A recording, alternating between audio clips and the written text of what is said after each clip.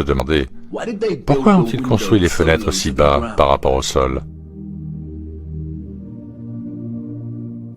Et quelle excellente question! Oui, pourquoi en effet ont-ils construit des fenêtres au niveau du sol? Car voyez-vous, les personnes que nous voyons sur ces photos n'ont malheureusement pas construit cette architecture. Et peut-être que certaines d'entre elles, à un moment donné de leur vie quotidienne bien remplie, se posent exactement la même question. Nous le voyons partout. Fenêtres au niveau du sol.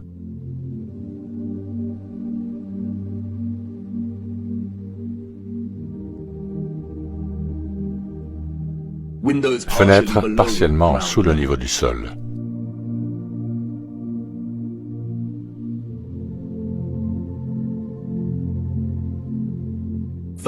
L'entrée du premier étage est surélevée par rapport au niveau du sol.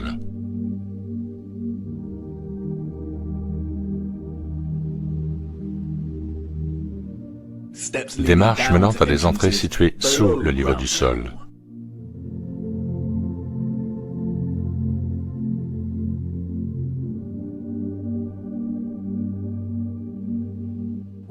Nous pouvons le constater dans presque toutes les grandes villes de notre monde, à la fois sur des photographies anciennes et lorsque nous marchons dans les rues aujourd'hui. Et qu'est-ce que cela nous apprend? Qu'une société ayant accès à des outils de construction modestes, à des chevaux et à des charrettes, a construit ces infrastructures en dépensant d'innombrables heures et de l'énergie à défricher un terrain de plus de 3 mètres de profondeur pour commencer sa construction. La construction des sous-sols est un travail incroyablement difficile. Depuis le XXe siècle, les grandes machines d'excavation telles que les tractopelles et les engins à chargement frontal ont permis de réduire considérablement le temps et la main-d'œuvre nécessaires pour creuser un sous-sol par rapport au terrassement manuel avec une bêche. On pourrait peut-être dire que nos ancêtres historiques étaient aussi dévoués à l'architecture qu'ils construisaient, et que beaucoup des bâtiments enfoncés que nous voyons sont en fait dus à des élévations et à des dépressions dans le paysage naturel. Le récit officiel, toujours plein d'incohérences, suffirait peut-être s'il n'y avait pas de fouilles contemporaines. Lorsque nous regardons des photographies comme celle-ci, nous nous rendons immédiatement compte que ce que nous voyons, ce sont des fenêtres et des portes situées à 2 ou 3 mètres sous la surface du sol. Pourquoi y a-t-il des fenêtres et des portes sous terre?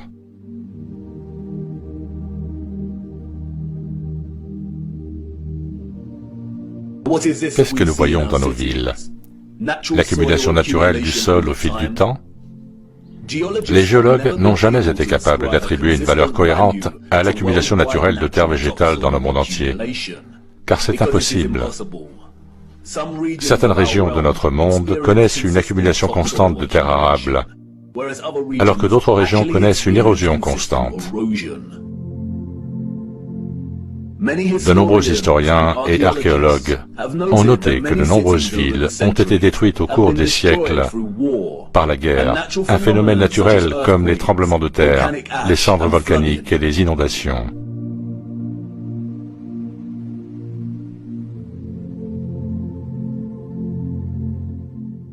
Ne s'agit-il pas simplement des couches des civilisations précédentes?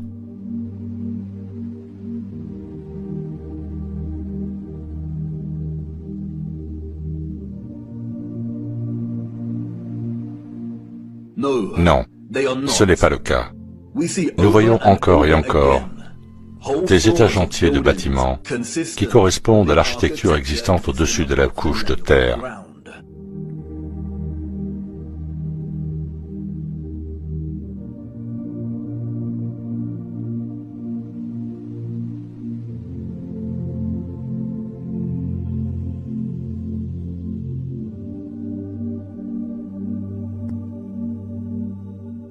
Vous voyez, ce qui se trouve en dessous ne sont pas les traces inconnues des générations précédentes, mais de la même génération qui a construit ces structures. Et une fois que l'on voit ce genre d'infrastructures enfouies, qui existent en si grand nombre dans notre monde, on ne peut plus ne plus le voir. Nous voyons que les fondations des vieilles églises sont en fait les premiers étages originaux avec des entrées et des fenêtres cohérentes.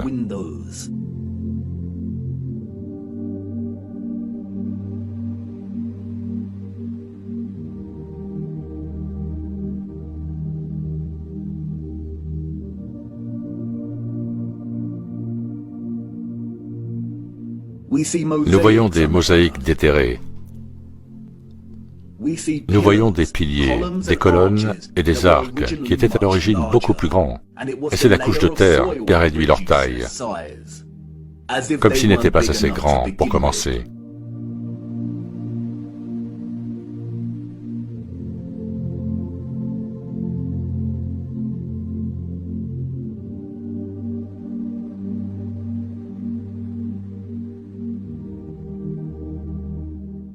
Et comme avec le tremblement de terre de 1964 dans le Niigata au Japon, nous trouvons aussi beaucoup de structures dites anciennes qui penchent comme si à un moment donné le sol sous ces structures s'était relâché et liquéfié.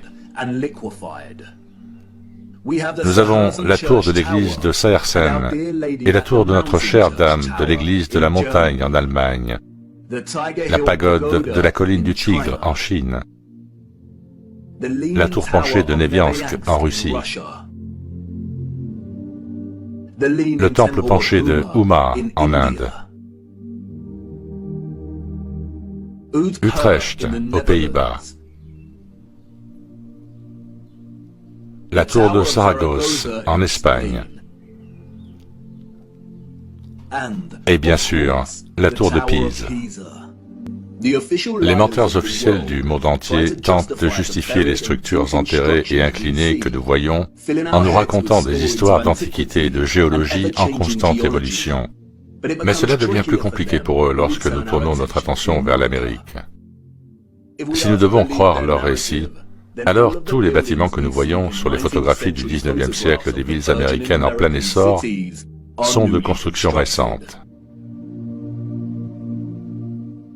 Pourquoi voyons-nous des structures célèbres, telles que le bâtiment du Capitole à Washington, avec une infrastructure cohérente qui s'enfonce très profondément dans le sol? Une fois de plus, les incohérences ne tiennent pas debout. Pourquoi un peuple sous-développé aurait-il gaspillé des ressources, de l'énergie et du temps à construire les fondations du bâtiment du Capitole pour qu'elles soient conformes au style de colonnes que nous trouvons au-dessus de la surface? Les fondations n'avaient pas à comporter de colonnes. Les colonnes, nous dit-on, sont un choix stylistique. En un mot, ils ne l'auraient pas fait.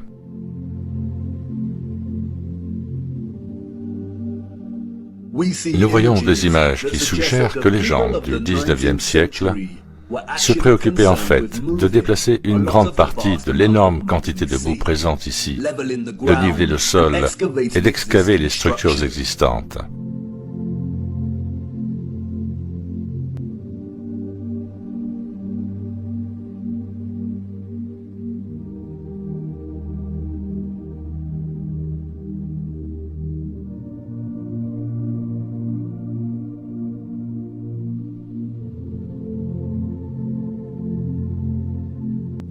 La cohérence et la prévalence de l'architecture enfouie à travers notre monde indiquent que ce qui s'est passé était un événement mondial, malgré les différences régionales dans l'accumulation et l'érosion naturelle de la couche arable. Et il n'y a aucune explication officielle qui justifie l'architecture enfouie que nous voyons. Aucune explication n'est fournie pour justifier la quantité de boue que l'on voit sur les photographies de nos villes au XIXe siècle. Sur les routes, des amas de boue provenant du déblaiement, des routes inégales, des terres ravagées, mais une architecture grandiose, parfaite et intacte. Applaudi par les spécialistes de la littérature pour son utilisation du brouillard en guise de métaphore pour brosser le portrait de Londres, centre corrompu au milieu d'une industrialisation galopante, Beaucoup oublient que le roman « La maison d'Aprevent » de Charles Dickens, paru en 1852, s'ouvre en fait sur une image différente. Londres. Le premier trimestre est terminé depuis peu, et le Lord Chancellor siège dans le Lincoln's Inn Hall, temps impitoyable de novembre. Autant de boue dans les rues que si les eaux venaient de se retirer de la surface de la Terre. La liquéfaction a causé des ravages à Christchurch et dans le Niigata, mais il s'agissait de tremblements de terre isolés, et seules certaines parties de chaque ville ont été touchées. Il n'est pas possible qu'il y ait eu d'énormes tremblements de terre simultanés dans le monde entier au cours d'une période similaire, n'est-ce pas? Même Wikipédia nous dit que la liquéfaction peut se produire naturellement ou artificiellement, à la suite d'un tremblement de terre ou d'un autre changement soudain des conditions de stress. Même si c'était le cas, nous ne voyons les mêmes dommages structurels aux bâtiments du XIXe siècle que dans des cas comme Christchurch et Niigata. La plupart de l'architecture enterrée que nous voyons est intacte. Elle est soit enfoncée, soit le niveau du sol a été relevé d'au moins 3 mètres, parfois de manière uniforme, et d'autres fois partiellement enterrés dans des collines de boue ondulantes, comme s'il y avait eu d'énormes glissements de terrain. L'étrange cas de l'architecture enfouie permet de tirer les conclusions suivantes. 1. Ce qui repose sous terre n'est pas les vestiges de civilisations antérieures. Le plus souvent, les structures enfouies sont conformes à l'architecture que nous voyons en surface. 2. Que les structures sont beaucoup plus grandes que ce que l'on soupçonnait à l'origine. Et donc elles sont encore plus impossibles à construire pour une génération victorienne de chevaux et de charrettes, et celles qui les ont précédées. 3. Que l'accumulation naturelle de terre végétale et la liquéfaction du sol ne sont pas des explications satisfaisantes pour ce que nous voyons ici. Ce qui a eu lieu devait être quelque chose de beaucoup plus grand et répandu, comme un cataclysme terrestre, naturel ou artificiel de quelque sorte. Comme le montrent de nombreuses photographies, de nombreux citoyens des années 1800 étaient responsables du déplacement d'une grande partie de la boue, du nivellement du sol et de l'excavation des bâtiments, ce qui suggère que ce qui s'est passé s'est produit très récemment dans leur passé. L'absence totale de justification raisonnable pour l'architecture enterrée que nous voyons suggère que les contrôleurs de notre monde essaient délibérément de cacher ce qui s'est passé. Et qu'en est-il des villes désertes que nous voyons sur les photographies précédentes? Si ces villes étaient vraiment vides, nous devons nous demander pourquoi. Nous devons aussi nous demander comment tous ces gens sont arrivés là, en fin de compte. En l'espace d'une trentaine d'années, nous voyons une ville passer du stade de désert à celui de ville animée. Il est intéressant de noter que c'est Charles Dickens et plus généralement la littérature du XIXe siècle qui offre quelques indices. 2 thèmes centraux traversent la littérature victorienne du XIXe siècle. Celui du mariage et de la chasteté féminine, et celui des orphelins et de l'adoption. Nombre de personnages de fiction que nous avons appris à aimer au fil des ans sont des orphelins. Nous avons Oliver Twist et Pip des Grandes Espérances. Nous avons la petite orpheline Jane Eyre et Heathcliff des Hauts de Hurlevent. Nous avons Mowgli du Livre de la Jungle, Cosette des Misérables. Nous avons Heidi, Réponse, Peter Pan, Blanche-Neige. Nous avons Tom Sawyer et Huckleberry Finn, et Anne au pignon vert. Et ces livres étaient de leur temps. En ce qui concerne la prévalence de l'orphelin, le seul problème est que ces romans romancent l'orphelin en tant que personnage disloqué de la société par défaut et, par conséquent, tracent le chemin de sa vie comme celui d'une fortune imprévue. Ce n'était pas la réalité. Le thème du mariage et de la chasteté que l'on retrouve dans tant d'œuvres littéraires du XIXe siècle, comme celles de Jane Austen, de Bronte, de George Eliot, Dickens, de Thomas Hardy, de Léon Tolstoï, de Victor Hugo et d'autres encore, n'était rien d'autre qu'une propagande soigneusement déguisée et bien écrite, dont le seul but était de solidifier et de justifier un cadre de valeurs sociales qui séparait les enfants de leur mère. Les enfants nés en dehors du mariage ou de l'union conjugale étaient considérés comme illégitimes, ce qui signifie qu'ils n'avaient pas de statut légal. L'illégitimité des enfants était un sérieux handicap tout au long du XIXe siècle. La majorité des employeurs n'embauchaient pas les femmes ayant un enfant illégitime. De nombreuses mères célibataires avec des enfants illégitimes se retrouvaient sans foyer, en mauvaise santé, affamées, épuisées. Leur seul refuge était le foyer du travail, où elles devaient accomplir les tâches les plus désagréables. Dans certains endroits, les femmes ayant des enfants illégitimes étaient singularisées et devaient porter un uniforme spécial qui alertait tout le monde sur leur statut de mère célibataire ou de femme déchue. En conséquence, un grand nombre d'orphelinats et d'institutions pour enfants trouvés ont été créés. Voici l'hôpital pour enfants trouvés de Londres, qui était très actif au XIXe siècle. Regardez sa taille.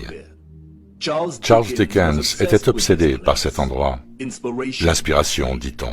Le récit officiel nous dit qu'environ 4500 femmes ont confié leurs enfants à cet énorme bâtiment.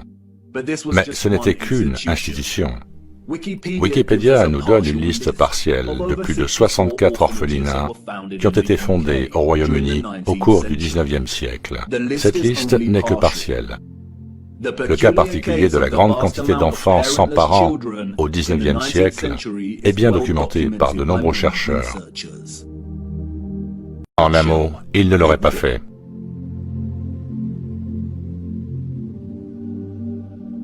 Nous voyons des images qui suggèrent que les gens du XIXe siècle se préoccupaient en fait de déplacer une grande partie de l'énorme quantité de boue présente ici, de niveler le sol et d'excaver les structures existantes.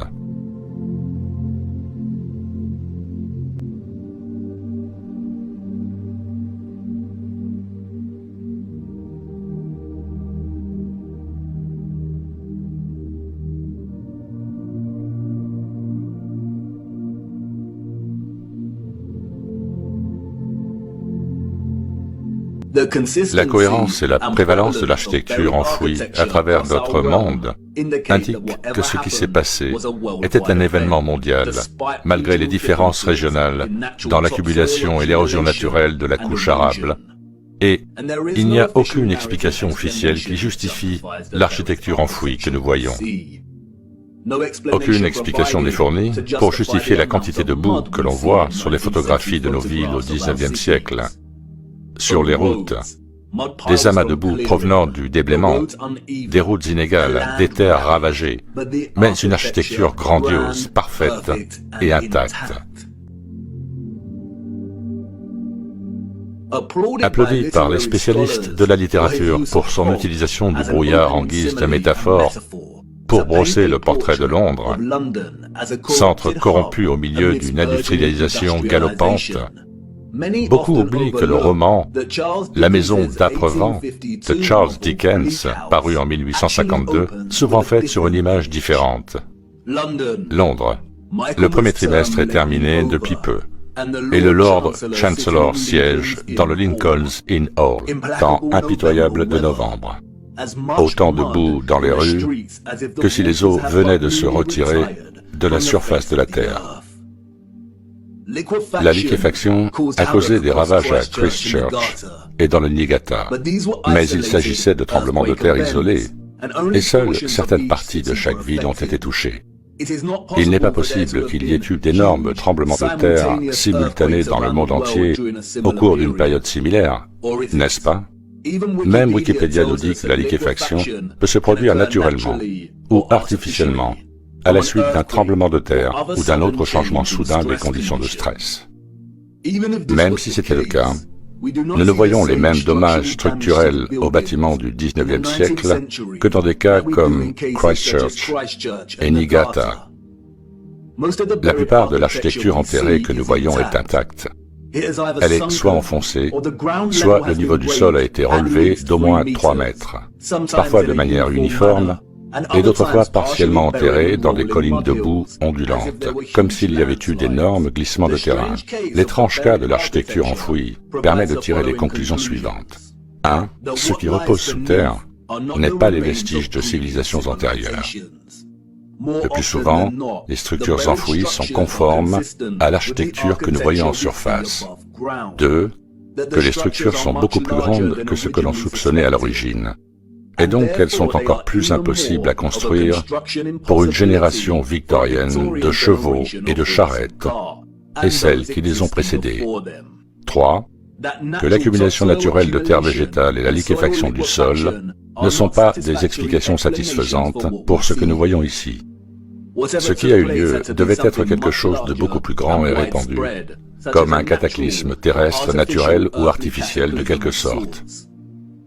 Comme le montrent de nombreuses photographies, de nombreux citoyens des années 1800 étaient responsables du déplacement d'une grande partie de la boue, du nivellement du sol et de l'excavation des bâtiments, ce qui suggère que ce qui s'est passé s'est produit très récemment dans leur passé. L'absence totale de justification raisonnable pour l'architecture enterrée que nous voyons suggère que les contrôleurs de notre monde essaient délibérément de cacher ce qui s'est passé. Et qu'en est-il des villes désertes que nous voyons sur les photographies précédentes? Si ces villes étaient vraiment vides, nous devons nous demander pourquoi. Nous devons aussi nous demander comment tous ces gens sont arrivés là, en fin de compte. En l'espace d'une trentaine d'années, nous voyons une ville passer du stade de désert à celui de ville animée. Il est intéressant de noter que c'est Charles Dickens et plus généralement la littérature du XIXe siècle qui offre quelques indices. 2 thèmes centraux traversent la littérature victorienne du XIXe siècle. Celui du mariage et de la chasteté féminine, et celui des orphelins et de l'adoption. Nombre de personnages de fiction que nous avons appris à aimer au fil des ans sont des orphelins. Nous avons Oliver Twist et Pip des Grandes Espérances. Nous avons la petite orpheline Jane Eyre et Heathcliff des Hauts de Hurlevent. Nous avons Mowgli du Livre de la Jungle, Cosette des Misérables. Nous avons Heidi, Réponse, Peter Pan, Blanche-Neige. Nous avons Tom Sawyer et Huckleberry Finn, et Anne au pignon vert. Et ces livres étaient de leur temps. En ce qui concerne la prévalence de l'orphelin, le seul problème est que ces romans romancent l'orphelin en tant que personnage disloqué de la société par défaut et, par conséquent, tracent le chemin de sa vie comme celui d'une fortune imprévue. Ce n'était pas la réalité. Le thème du mariage et de la chasteté que l'on retrouve dans tant d'œuvres littéraires du XIXe siècle, comme celles de Jane Austen, de Bronte, de George Eliot, Dickens, de Thomas Hardy, de Léon Tolstoï, de Victor Hugo et d'autres encore, n'était rien d'autre qu'une propagande soigneusement déguisée et bien écrite, dont le seul but était de solidifier et de justifier un cadre de valeurs sociales qui séparait les enfants de leur mère. Les enfants nés en dehors du mariage ou de l'union conjugale étaient considérés comme illégitimes, ce qui signifie qu'ils n'avaient pas de statut légal. L'illégitimité des enfants était un sérieux handicap tout au long du XIXe siècle. La majorité des employeurs n'embauchaient pas les femmes ayant un enfant illégitime. De nombreuses mères célibataires avec des enfants illégitimes se retrouvaient sans foyer, en mauvaise santé, affamées, épuisées. Leur seul refuge était le foyer du travail, où elles devaient accomplir les tâches les plus désagréables. Dans certains endroits, les femmes ayant des enfants illégitimes étaient singularisées et devaient porter un uniforme spécial qui alertait tout le monde sur leur statut de mère célibataire ou de femme déchue. En conséquence, un grand nombre d'orphelinats et d'institutions pour enfants trouvés ont été créés. Voici l'hôpital pour enfants trouvés de Londres, qui était très actif au XIXe siècle. Regardez sa taille. Charles Dickens était obsédé par cet endroit. L'inspiration, dit-on. Le récit officiel nous dit qu'environ 4500 femmes ont confié leurs enfants à cet énorme bâtiment. Mais ce n'était qu'une institution. Wikipédia nous donne une liste partielle de plus de 64 orphelinats qui ont été fondés au Royaume-Uni au cours du XIXe siècle. Cette liste n'est que partielle. Le cas particulier de la grande quantité d'enfants sans parents au XIXe siècle est bien documenté par de nombreux chercheurs. En un mot, il ne l'aurait pas fait.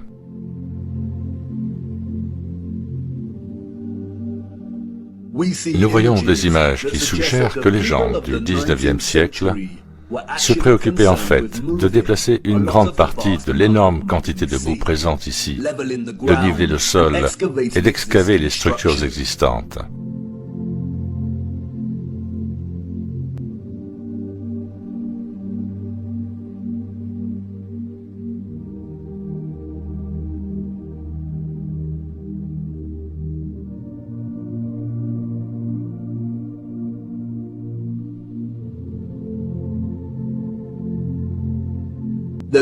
La cohérence et la prévalence de l'architecture enfouie à travers notre monde indiquent que ce qui s'est passé était un événement mondial, malgré les différences régionales dans l'accumulation et l'érosion naturelle de la couche arable. Et il n'y a aucune explication officielle qui justifie l'architecture enfouie que nous voyons. Aucune explication n'est fournie pour justifier la quantité de boue que l'on voit sur les photographies de nos villes au XIXe siècle. Sur les routes, des amas de boue provenant du déblaiement, des routes inégales, des terres ravagées, mais une architecture grandiose, parfaite et intacte.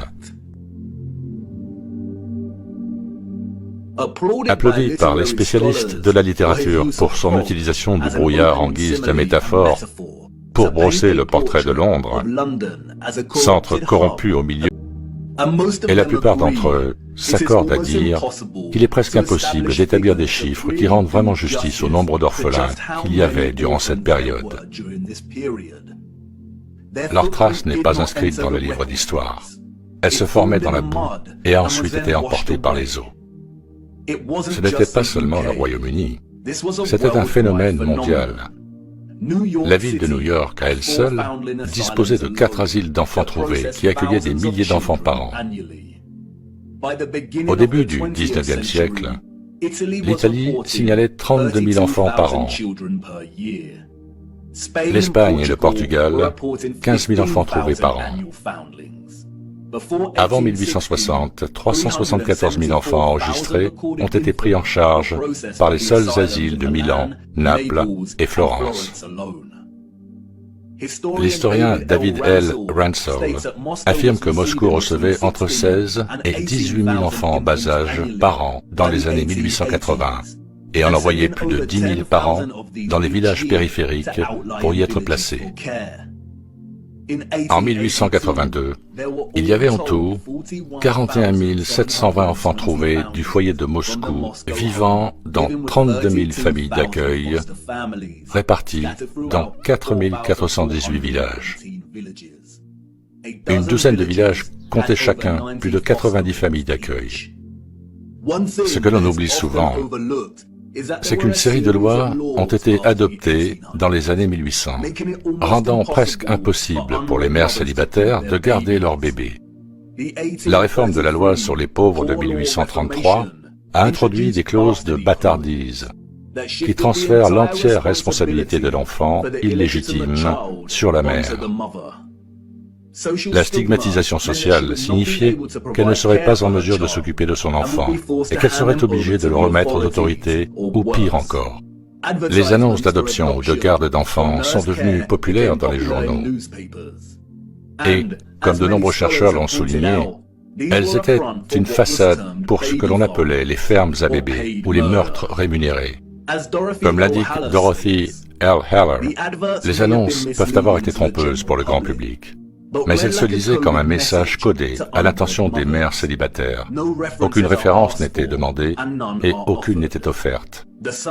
La somme de 11 centimes d'euros par semaine pour garder un nourrisson ou un enfant malade était insuffisante et un enfant malade et un nourrisson de moins de 2 mois étaient les moins susceptibles de survivre et les moins chers à enterrer.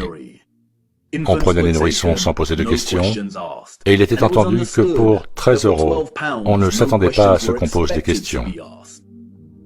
La transaction entre la mère et l'éleveur de bébés se déroulait généralement dans un lieu public, dans les transports en commun ou par l'intermédiaire d'une seconde partie. Aucune information personnelle n'était échangée. L'argent était versé et la transaction était terminée. La mère savait qu'elle ne reverrait jamais son enfant vivant.